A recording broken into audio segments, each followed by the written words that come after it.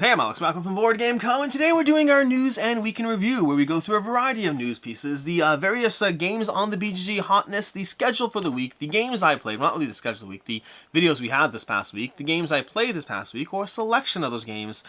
That's kind of what the Week in Review is. Anyways, let's go ahead and dive into it. Links and timestamps to everything down below, as usual. Starting off with news, specifically we're going to start off with the Golden Geek Awards, which I should have said like 3 weeks ago. Golden Geek Awards, if you want to go ahead and vote for any nominees, this is done every year as far as various nominations for what's going to get Golden Geek. Best 2-player game, Lacuna, Orienberger Canal, Sail, Artwork and Presentation, Deliverance, Expeditions, 4-Shuffle, Cooperative Games, Daybreak, Earthbound Rangers, Sky Team. Obviously only picking a selection as we go through it. Expansion, Batoku, Ark Nova, Lost Ruins of Arnak, Tapestry. Ooh, maybe I should go through my favorite. You know what? I'm actually going to go through my favorite one in each of these categories. Okay, we're going to do this a little differently. So I'm going to go through these. I'll say for my favorite 2-player game from the list over here, I would probably give it to Sky Team in this category. Favorite artwork and presentation, I would give it to Expeditions maybe? Yeah, let's go with Expeditions. No, Castle Burgundy. Castle Burgundy Special Edition, I'm sorry. Cooperative game. We can go with, from the ones I've played over here, I think I have to go with Marvel Zombies. Expansion, we have to go with probably Lost Ruins of Arnak, almost certainly.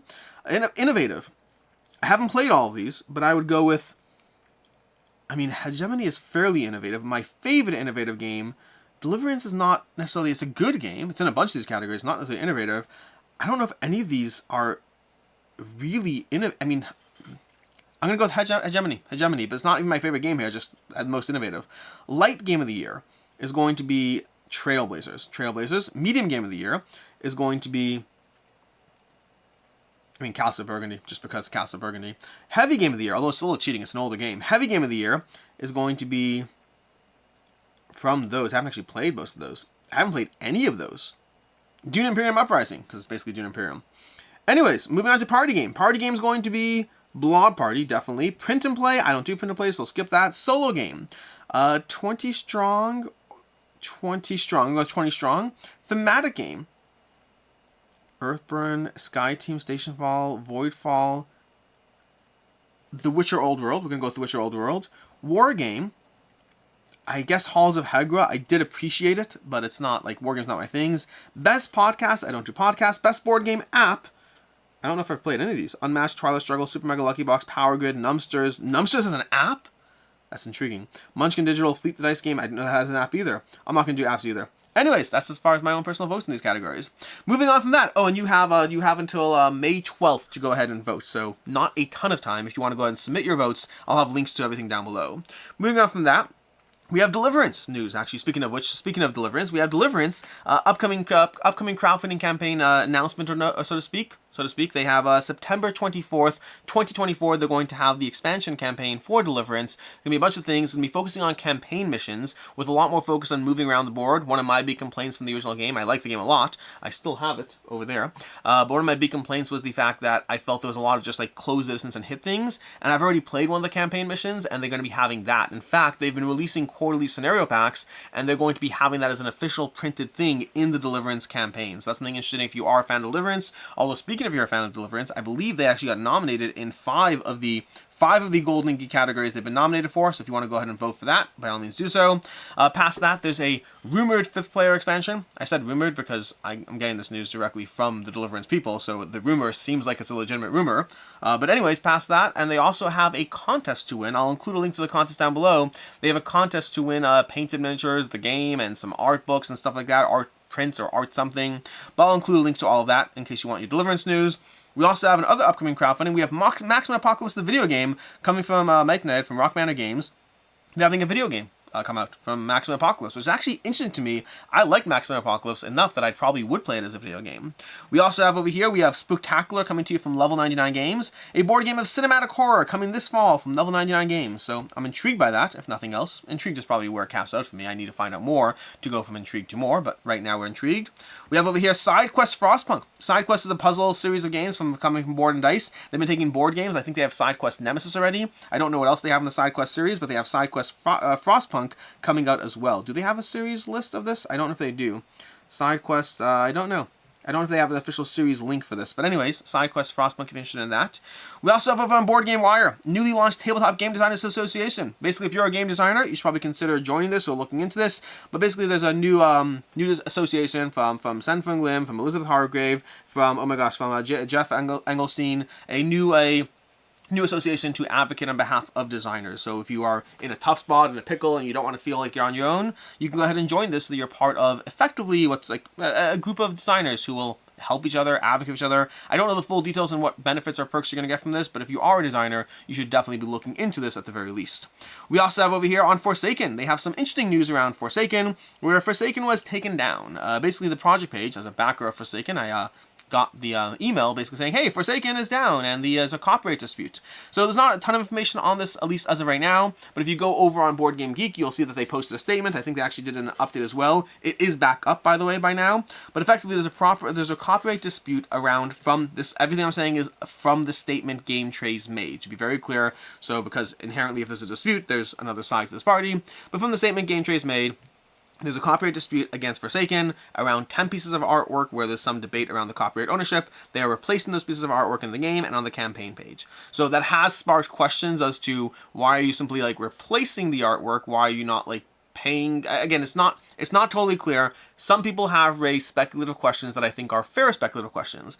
Game Trays also, reasonably enough, is giving the information that they feel they need to their audience. Meaning inherently, if there's any sort of legal dispute at play, more often than not, you're going to be advised by your lawyers to give as little information as possible because you don't need to. You don't need to get in that situation. So on the one hand, there's some interesting questions at play. On the other hand, we just don't know enough. So as of right now, this is kind of a open and temporarily closed situation around Forsaken being temporarily taken down. In slightly less temporary, we have Wonders of the First, which was a recent game campaign on Kickstarter, crossed $1 million, raised $1.4 million for a TCG with AI artwork, but it also had NFTs as a reward tier.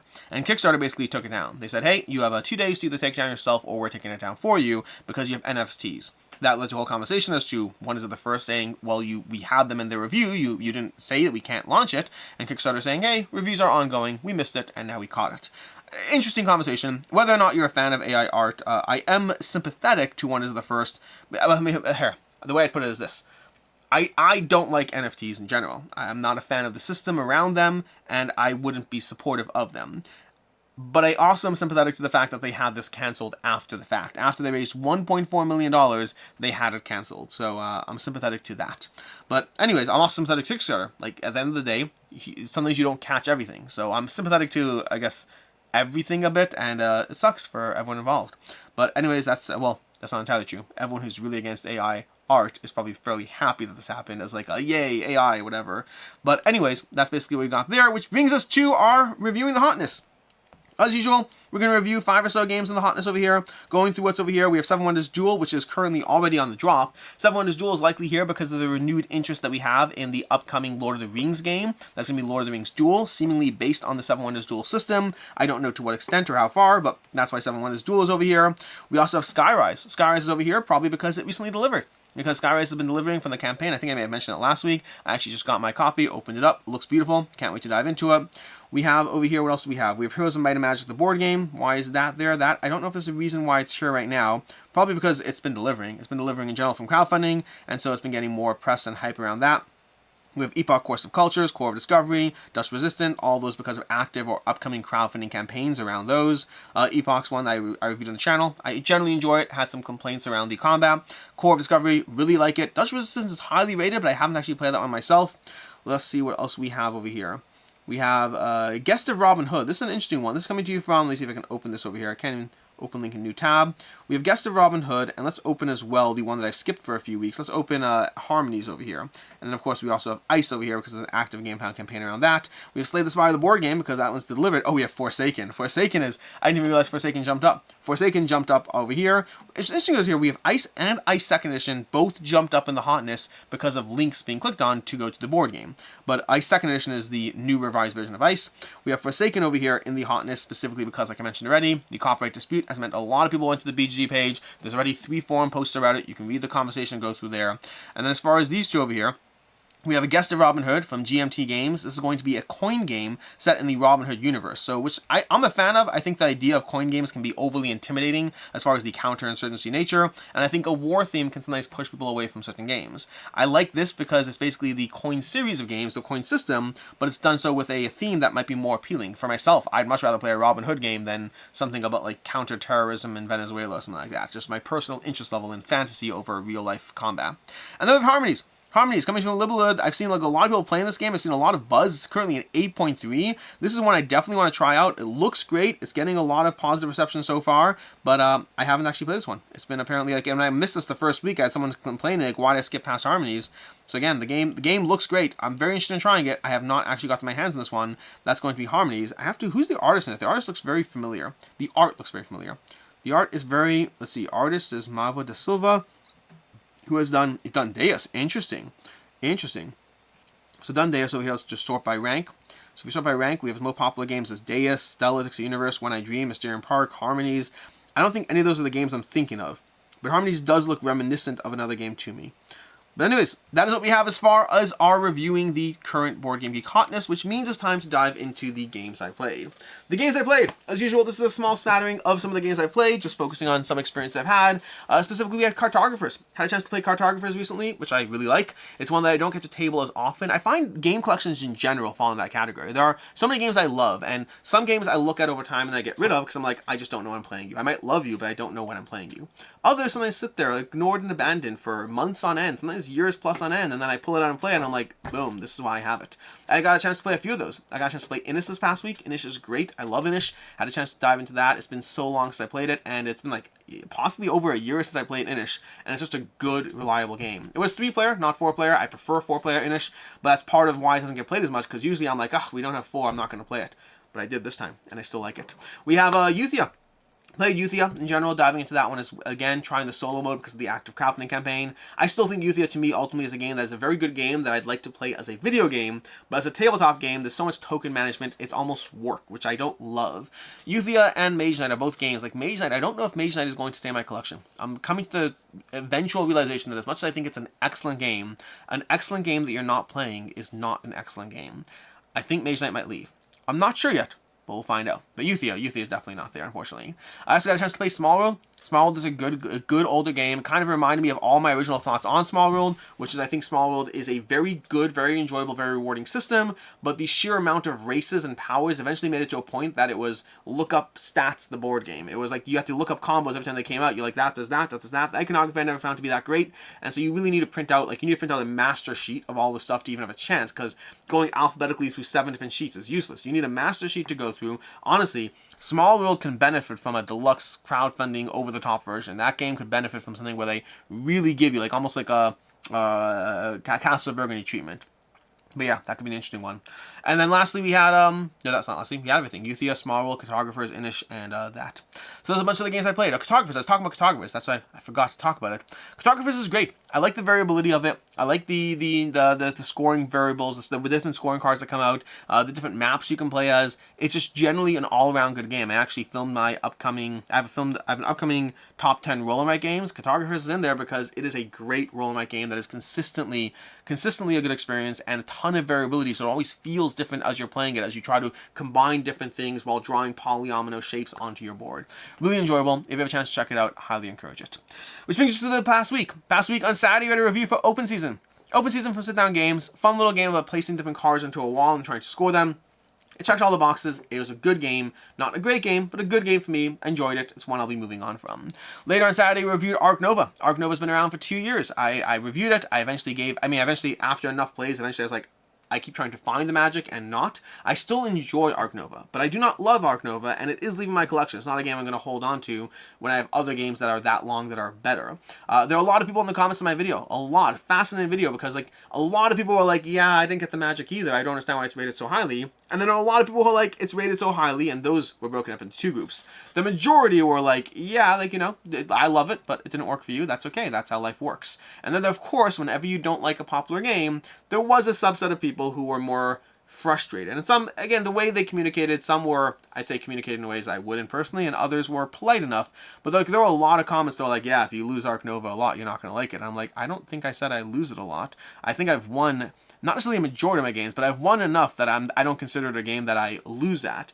Just a game that I don't love. There were legitimate complaints that some people commented that I called it an engine building game, and it's not. It's more of a race game. That's a legitimate complaint. That's just me not getting as focused on the terminology exactly. It is one that has some small degree of engine building, but I agree it's more of a race game. At the end of the day, that's more terminology. It doesn't change my opinion of the game itself. But again, not all games will be for everyone. That's always okay. There are many games I love that others won't, and there are many games others love that I won't. There's a whole different conversation around what the merit of actually being a reviewer is if your tastes always align with the majority. They shouldn't. If your tastes always align with the majority, what point or purpose are you serving? Just look at BGG ratings all the time. So that's an interesting separate conversation. Maybe I'll do a video on that conversation. Anyways, on Sunday we had a general thank you for being here video. It's a video, I do these from time to time, usually when things are just a little bit, I find when I'm overwhelmed, when there's too much on my plate, sometimes I just sit down and I film a video. I do it maybe once a year. They're not meant to be like pity parties. They're literally like, hey, like, you know, it's a long day. I'm just going to tell you, like, all the things that are currently weighing on me. And not weighing on me in any real sense, but ultimately, I did an appreciation video. Thank you for being here. Thank you for watching. Thank you for sticking around. It's always hard to continuously keep things interesting and innovative and feel like everything's as fresh as it should be. I love what I do. I love being here, and I'm grateful for all of you that continue to watch because, to be frank, if you stop watching, if all of you stop watching, I have to find a day job. So there is, I have GamePound as a day job. I have to find another day job if I don't have all of you here. So I appreciate it. Thank you for being here. And then on Monday we had 2 back, not to back, going through the usual crowdfunding campaigns. Tuesday we started with an Ice review of Ice the second edition, talking about the difference between first edition and second edition, as well as the expansion details as well. Then later on Tuesday, I had a review for the Shackleton series, an escape room in a box. I only got to play the first of 6 chapters because it was a prototype. I enjoyed it. Not my favorite in the series. I prefer Emerald Flame and Mother of Frankenstein, but it is a good game if you're looking for that kind of adventure. And they are one-shots inherently by their very nature. Lastly, on Tuesday, we had a review for Kinfire Delve. I like Kinfire Delve. I didn't love Kinfire Delve. I'd rather play a game like 20 Strong. Kinfire Delve had too much dice rolling going on in it. I actually got an interesting comment. Oh my gosh, I forgot to do it. I'm not going to do it right now. I've been meaning to do a new segment in my weekend reviews where I respond to comments. I've been meaning to do a new segment, and I keep forgetting to do it. But I will start next week. But I've been meaning to do a segment where whenever I think a comment has a particularly interesting point and answer, then I'll respond to it. That's what I've been meaning to do. I keep forgetting though. So we'll start next week. But I had a comment around Kinfire Delve, but I'll do it next week. I just want to pull up the proper comments. I will hopefully start doing this comment review thing next week. And again, it's not going to be every comment. It's when I think there's a good question. I'm like, oh, good question. Let me answer that. But let me answer it in the weekly review too. Anyways, that was Tuesday. So Kinfire Delve. I like Kinfire Delve. I do not love Kinfire Delve. I think it's beautiful. It's a beautiful game. And there are some elements that hold it back for me, but I still enjoy it. Wednesday we had a top 10 IP games that I love. This is me going over IP-based war games that I do love, specifically inspired by the last video I did of top 10 IP games where I'd rather play an original board game IP as opposed to a copy IP. But anyways, a bunch of games in there. There's Marvel in there. There's The Witcher Old World. Someone pointed out Slay the Spire. Slay the Spire should have been in there. I love Slay the Spire, so that would be great. But basically talking about times where someone took an IP, put it into a board game, and I still love the board game. And then, where the IP elevated the board game, basically, is the question. On Thursday we had a Ice gameplay. Same conversation. This is a sponsored gameplay, going over just playing Ice, if you want to check that out. We had, later on Thursday, I had a live play of Balatro. In fact, I got the highest scoring hand I've ever gotten in Balatro. 350 million for, like, a single hand played. Balatro is an almost intoxicating game. I kind of want to play it again, because the combos I got, I feel I can get so much higher. Like, the ceiling in Balatro is a little insane, but I have fun playing it. It's a lot of fun. Then lastly, on Thursday I had a Slay the Spire unboxing. You can check that out, because I mentioned I like Slay the Spire, and I mentioned I like Slay the Spire, and had a Slay the Spire unboxing you can check out. On Friday I had a month in review, going over, well, the month of April, all the stats, best games, highlights, disappointments, all of those things and more. And then later on Friday, I continued the series I started recently of 5 random questions, although this one technically has 6 random questions. But basically, it's a bunch of random questions around various things in the content creator, in the board game space in general, and you can go ahead and check that out if you want to participate. There's a poll, so you can go ahead and answer all those questions yourself and give your input on those things. That is basically Friday, which brings us to today. Today we're going to have a few things. We should have a review going up for Lightspeed Arena, as well as a review going up for Marrakesh, the Camels, and Nomads expansion. And then next week we're going to have a few things. Next week we're going to have 8 games if you like 7 Wonders, continuing the series of 8 games if you like game X. So if you want a bunch of recommendations of similar games that might scratch that same itch for you. And then we also should have, hopefully, if I get it done in time, I should do a ranking video of my CMON games. I'm going to be ranking all of the CMON games I've played in general. Every single game I've played from CMON that I've ever played, whether I have it or not, I'll be ranking all of those in order from what I like the least to most. Because of all the stuff going on with God of War, I thought it'd be interesting to go through just where I am in all their titles. I have a bunch of CMON games. They do feature heavily in my favorite games, but a lot of them are not around. So I want to go through the order. Which ones didn't work, which ones got replaced, and which ones are still here. Because some of them get replaced by other ones, which is a different conversation. Anyways, as far as the games on the table, we have a few things. I hope to be diving into either Mosaic or Istanbul tonight. Both these are great games. I'd love to play either of them. They're both, well, I want to play Mosaic with the expansion, and I just like Istanbul in general.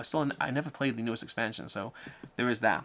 And then we also have over here Canvas. Because of the Canvas big box currently Kickstarter, I realize I have not played my finishing touches yet, so I'd love to pull that out and start playing all of the Canvas stuff, because I've only played the first 2 Canvases, well, Canvas and the expansion. I have not yet played finishing touches. And that's what we have for your news and week in review. As always, I'm Alex Radcliffe from Board Game Co. I appreciate you being here, and as always, I hope you have a good one.